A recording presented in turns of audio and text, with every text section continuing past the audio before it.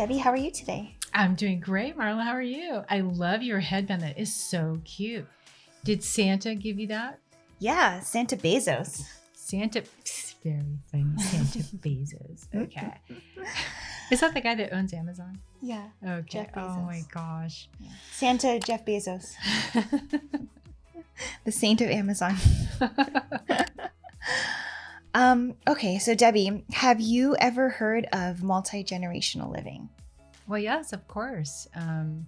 Multi-generational living is part of our culture. It's part of how we live. It's part of our lifestyle, if you ask me. Even more so in the last few months. Yeah. Well, by our culture, do you mean like generally Asian cultures? Yes, in general, yes. Or pan is it pan-cultural? Pan-cultural. Well, Yes. I think so. Like you don't really talk about it in the news. Like you hear like, oh yeah, you're 18 now. You should go fly, do your own thing, start a business, start a startup or something. But, many people, in my age, in my experience, like live with their parents until late 20s, mid 20s, And there's absolutely nothing wrong with that. I think maybe my grandparents' age, where that was a really big deal. The moment you turned 18, you were out of the house, or you had to get out and make your own way in life. And so that's really very different culturally in some respects. Like, for example, my parents and her parents, they lived in different states in the United States, and they didn't see each other very often. They would just talk on the phone once a month or something. Whereas by contrast, in Asian and Hispanic and African American communities, it's not unusual to have extended family living with you, or the grandparents taking care of the kids while the parents go to work. That's the norm. Yeah. And I think it's not only cultural, but I think oftentimes too, it's a matter of economics. We live in a very expensive area, and so it's not unusual to have, a couple of the buyers say, well, listen, our parents are going to be living with us, so we need a house that can also accommodate their needs. It's not unusual to have more than one set of decision makers as well.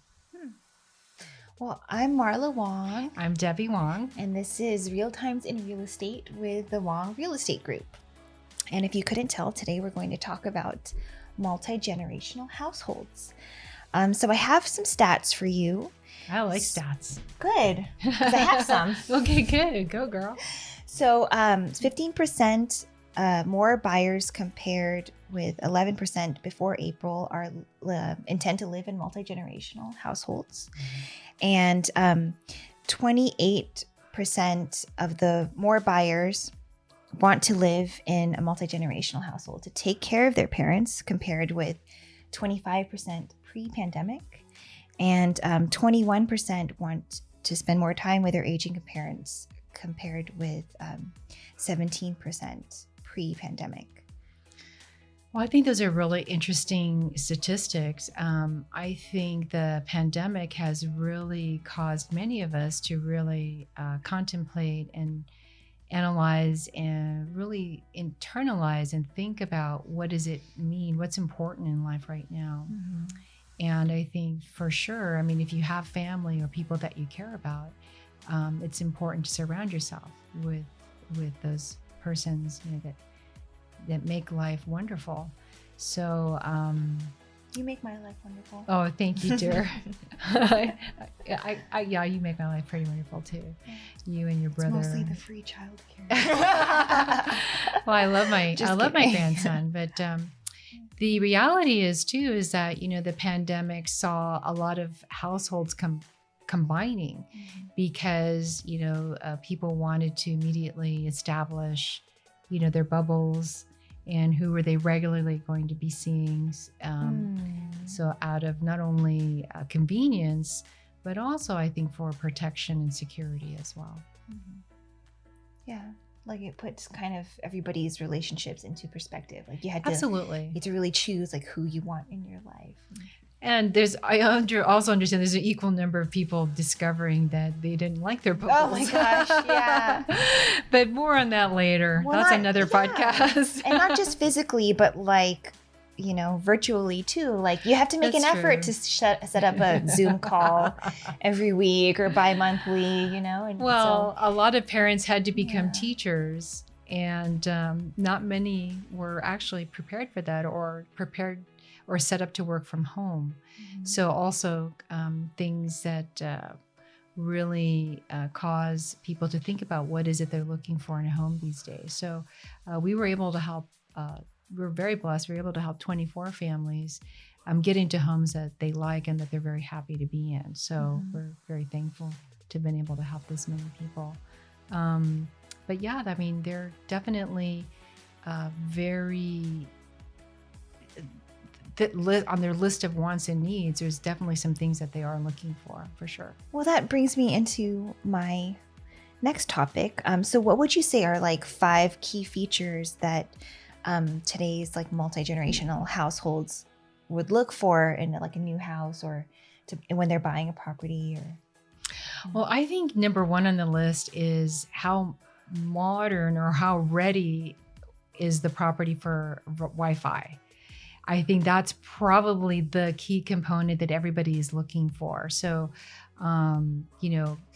is the Wi-Fi available to the house? Because typically most of the homes that we sell are older properties, or resale properties, and so they have to be set up for Wi-Fi. And if they're not, how soon or how fast can it get up and running for Wi-Fi? And then how strong is the signal strength? Where I currently live, I think everybody is running a home business or in tech and has kids that are homeschooling. So the Wi-Fi superhighway can get clogged up at certain times of the day, usually 8 a.m., 12 noon, and 3 o'clock. So people are looking for the availability of Wi-Fi readiness and how strong is the strength. And then if they have to supplement the signal, and usually we do that with the little those little plug-in boosters. You have like every one in every plug. Yeah, every plug in your house has. It's almost required. So that's probably the number 1 thing that I think people are most concerned about. Secondly, if it's a multi-generational family where they have parents that are taking care of kids while the parents are at home, like let's say grandparents or extended family, having an ensuite, meaning a bedroom with a bathroom on the main level, is very helpful. So not a lot of stairs to go up and down to get to that part of the house. That seems to be very at the top of the list, very big on the list. The third thing that people are looking for are modernized kitchens and bathrooms. So people love a modern kitchen with lots of light, lots of storage. A big feature is having an island, a work island, so like an extra prep area. Well, then you could sit there too, so you can eat or you can chat or do homework. While you're cooking. So that's very important. The third thing that we get a lot of requests for is there a backyard space or some type of place to sit? Yeah. Usually with the backyard, or is it walkable to a park? That kind of thing. So we get a lot of requests for that. We find that multi-generational families need a place to barbecue. Yeah, right. Yeah, barbecuing is important. Okay. Yeah. So we get that request quite a bit. And then the other thing that we seem to hear that people really have on their wants and needs list is the ability to be near some type of public transportation. So being near Caltrains or BART, I think, is important. We often find that if it's a 2-income household, one person is working down south towards Santa Clara County, and the other one is working in San Francisco. So they're usually looking for a midpoint. So being near BART, Caltrain is very helpful. Yeah. So those are the top 5 that I've noticed. So we have, modern households, a ground floor. Modern kitchen, bathroom. Ground floor, ensuite. Wi-Fi. Yeah. Wi-Fi. An outdoor space. Convenient transportation. How many is that? That's 5. That's 5. Okay. Perfect. You were really good at counting. I am, apparently. Well, so that was our topic for today. We talked about multi-generational households and key features for if you're going to list or buy a multi-generational household, or just or if you're a multi-generational household interested in buying or selling this year. And so, Well, I think also too, like I was saying, that or if you're just interested in the pandemic how to live in a multi-generational household successfully.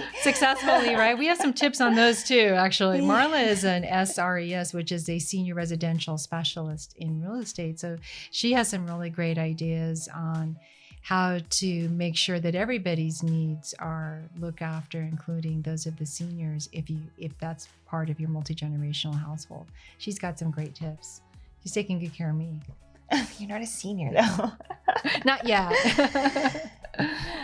So, do you have anything else you want to add? Well, only that this year has been an amazing year for us. We want to let everyone know that we've helped 25 families, or 25 families get into a home that really works for them. And so we're very proud to have been able to help several families. We're so thankful for you and for your support. And 2021, I believe, is going to have some similar challenges that we've had here in 2020, but we're going to get through this all together. Yeah. And please don't hesitate to reach out if we can be of help. That's what we're here to do, is be of help. Yeah, we'd love to hear from you. So please subscribe to our podcast and YouTube channel and all our social media. And if you have any other topics that you'd like us to discuss, please feel free to reach out. We're here for you. So until we see each other again, have a safe and happy New Year's celebration. But stay safe and take care. Take care. Bye-bye.